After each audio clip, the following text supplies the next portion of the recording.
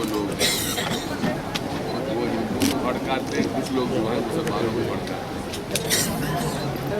देश में आपस में लड़के किसी का भला नहीं,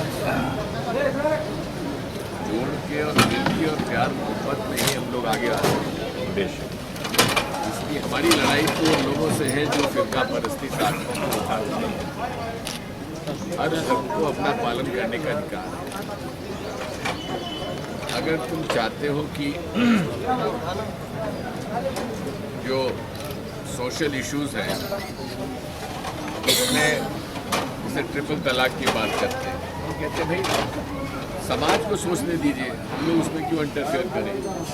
समाज बैठ के तय कर ले कि ट्रिपल तलाक होना चाहिए या कंसेंट होना चाहिए, क्या होना चाहिए, हम लोग को पढ़ना चाहिए। भाजपा के लोग कभी कॉमन सिविल कोड की बात करते हैं, भाई कॉमन सिविल कोड सबके लिए क्रिमिनल एक्ट तो बराबर ही है। अगर मुसलमान जुर्म करेगा, हिंदू जुर्म करेगा, तो दोनों को एक ही कानून है। अब मुसलमान निकाह कैसे हो ये उनको तय करने दीजिए, इसमें कॉमन सिविल कोड क्या हो। इनहेरिटेंस का है जो आपका धर्म कहते हैं उस हिसाब से। ये बेकार में जो बेसिक इशू है वो बेरोजगारी का है, रोजी रोटी का है, उसकी तरफ कोई ध्यान नहीं। कभी तो लव जिहाद की बात करेंगे, कभी बीफ की बात करेंगे, कभी ट्रिपल तलाक की बात करेंगे, केवल लोगों को बांटे। तब कल प्रधानमंत्री जी ने बयान दिया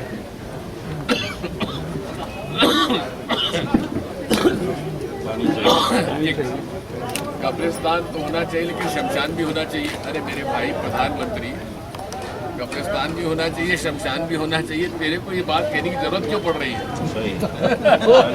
अच्छा ये तो शुरू से है। कौन सा इलाका ऐसा है जहाँ किसी को तकलीफ हुई हो कि शमशान के लिए जमीन न मिली हो और दफनाने के लिए और उसका फ्यूनरल करने के लिए कोई जगह ना मिली हो? किसी ने अपील नहीं किया, किसी ने अपील नहीं की। लेकिन तुम अपने बयान में केवल लोगों को हिंदू मुसलमानों में बांट के कह दिया कि जहाँ कब्रिस्तान की जगह होना चाहिए वहाँ शमशान भी होना चाहिए। अरे भाई जगह है, चुनाव का भाषण दे रहे हो, प्रधानमंत्री इस तरह का भाषा का उपयोग कर रहा है।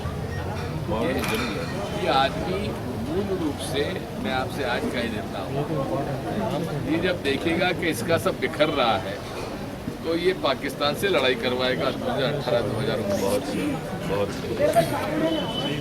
क्योंकि जब उसको लगेगा कि मेरी दाल नहीं गल रही है तो वो पाकिस्तान से लड़ाई कर रहा है और उसकी तैयारी अभी से कर रहा है, राष्ट्रीयता राष्ट्रीयता राष्ट्रीयता। अरे कौन सा ऐसा हिंदुस्तानी है जो भारत की सुरक्षा के लिए कभी लड़ाई न लड़ी हो? हिंदू मुसलमानों ने मिलकर लड़ाई लड़ी है। जो पाकिस्तान चले गए पाकिस्तान चले गए, जो हिंदुस्तान में रह गए हिंदुस्तान में। ये नरेंद्र मोदी देश के लिए खतरा है, बहुत बड़ा खतरा है। मैं तो शुरू से कहता हूँ, हालांकि कभी कभी मेरी पार्टी के लोग कहते हैं दिव्य सिंह गलत बोलता है, लेकिन इतना मैं आपको बता दूं, नरेंद्र मोदी को मैं तब से जानता हूं जब ये मध्य प्रदेश में नेशनल भारतीय जनता पार्टी का महामंत्री हुआ करता था, मैं मुख्यमंत्री। ये किसी का सगा नहीं, किसी का सगा नहीं, और अपने को बचाने के लिए कुछ भी कर सकता है। इसलिए मैं तो इस व्यक्ति को जानता हूँ। अब यही है कि हम लोग सब मिलजुल कर रहे हैं, प्रेम सद्भाव बना रहे हैं और इसी के लिए पूरी कोशिश होना चाहिए। और हम लोग तो उत्तम हमारे यहाँ आपकी सेवा में हैं ही, और इतना मैं जरूर कहूँगा। नागेंद्र कहाँ रह गए? बुलाओ बुलाओ। नागेंद्र को भी हमने कहा है हैदराबाद में गंगा जमनी संस्कृति बनाए रखना चाहिए। हिंदू मुसलमान एकता के लिए ये शहर जाता है। बुलाओ नागेंद्र जी को, अभी गए वो सब लोग मिलकर हम लोग काम करें। बाकी मेरे लिए कोई बात हो तो बताइए।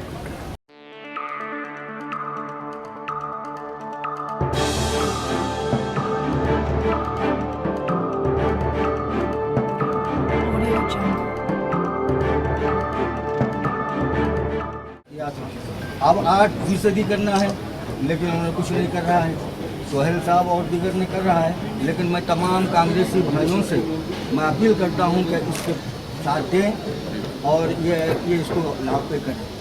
और हम जमीयत उलमा की तरफ से बकौल सोनिया जी के लाल क्या है राम लहरा ग्राउंड के अंदर एक बात कही थी, क्या बर्माद हमारा और जमीयत का संबंध एक सिक्के की तरह है, इधर देखेंगे तो कांग्रेस और इधर देखेंगे तो जमीयत। तो हमारे से हम इतना ही कह सकते हैं, हम आपके साथ हैं, लेकिन हमारे साथ जो इलेक्शन से पहले होती है बात, फिर इलेक्शन के बाद तो जो है जो हमारे मौलाना साहब एक बात बताएं, आज तो इलेक्शन नहीं है ना, इलेक्शन नहीं। हाँ, तो आप ये उत्तम रेड्डी साहब हमारे नुमाइंदे यहाँ बैठे हैं और सोहेल साहब मेरा नंबर इनको दे दीजिएगा, जब भी मौलाना साहब कुछ बात हो हम केवल एक फ़ोन कॉल की दूरी पर आपसे, और आपकी जो भी ऐसी बात होगी उसकी लड़ाई लड़ेंगे। बहुत अच्छी बात है, हम आपके साथ हैं। सोहेल साहब जो है 4% के लिए और ये आवाज़ कर रहे हैं।